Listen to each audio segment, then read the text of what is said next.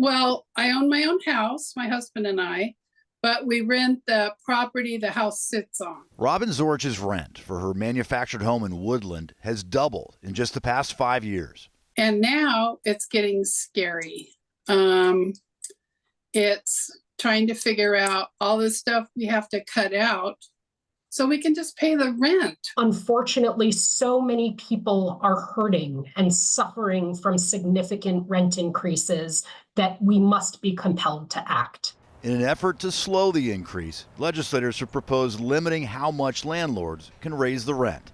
Under proposals in both the House and Senate, landlords would be limited to hikes of 5% a year. They'd have to give tenants 6 months' notice for increases higher than 3%, and those tenants would be able to get out of their leases.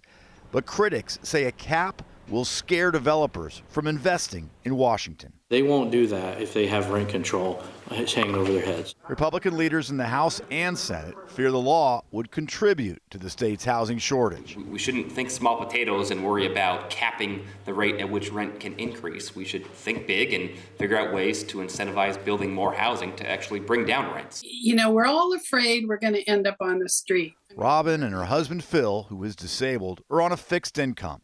She says they won't be able to afford their rent without help from the state. It's been tough. You know, you worry because you think these are our golden years. Well, no, they're not. Not anymore. Drew Mickelson, King 5 News.